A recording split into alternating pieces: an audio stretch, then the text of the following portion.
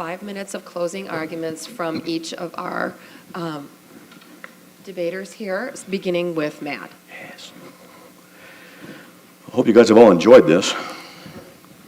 Probably enjoyed him more, right? It's all right. My feelings aren't hurt. You're the best, Matt.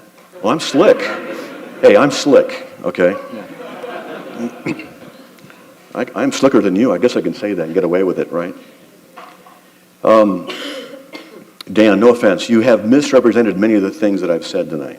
And maybe I've done that with you as well. I know that you don't intend to do that any more than I do. I mean, it's difficult to be up here, listen, take notes, do things you're going to articulate. But it's pretty consistent. I did not say that people could not be logical. And I did not say that the issue is, or I never said logic is logical. I never said that. And Dan said, well, Matt says logical. If you ask, is logic logical? No, I never said that. I never asked that. Or that I never said that logic is transcendent either.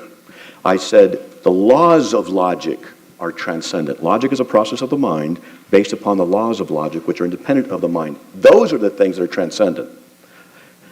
Anti-disestablishmentarianism, one of my favorite words because I'm a sesquipedalian person. It's not an issue of transcendence, misrepresentation.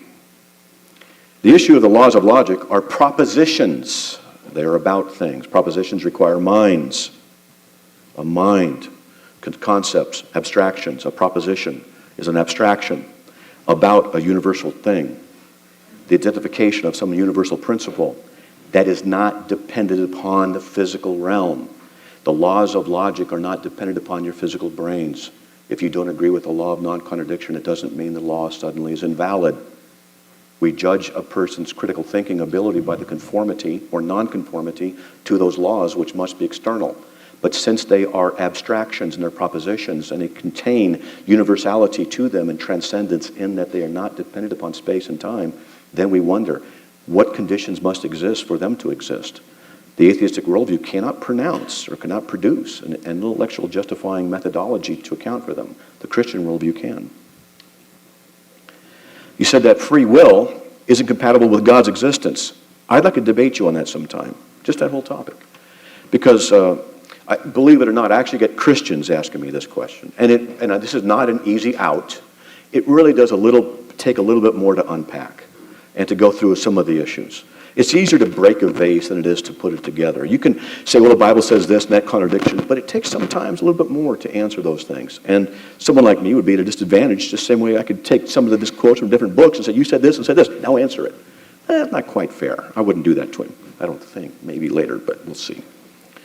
I actually like Dan. He's a good guy. You come over for steak sometime when you're in the area.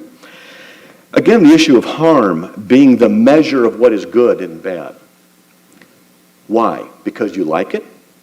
Because you don't like it? That's why? So what you like and don't like becomes what is good? So you become the ones. When the devil said to Eve, look at the fruit. You will be like God. You will say what is right and wrong. You're going to be the one who wants to take the place of the transcendent one. You'll be the one who will assign the values of morality to absolutes. This is a pair of glasses. It's a statement that conforms with actuality.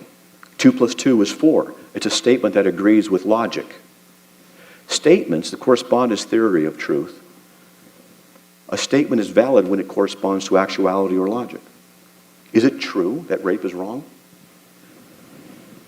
In an atheistic worldview, rape would propagate the species.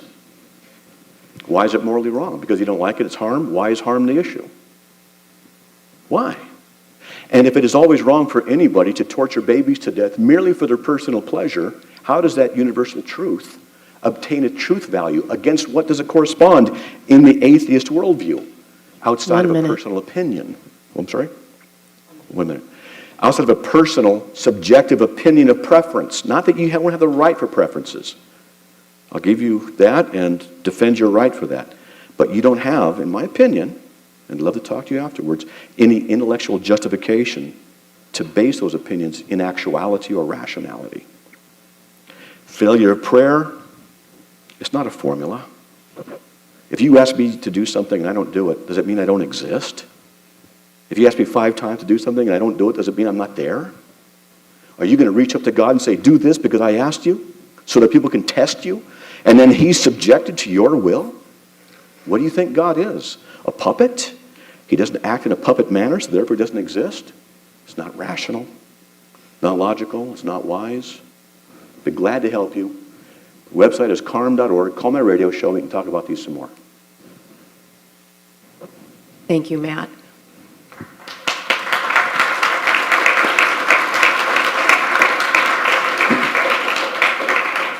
You have 5 minutes, Dan. So the 5-year-old goes into the living room, and about a minute later, you hear this loud crash.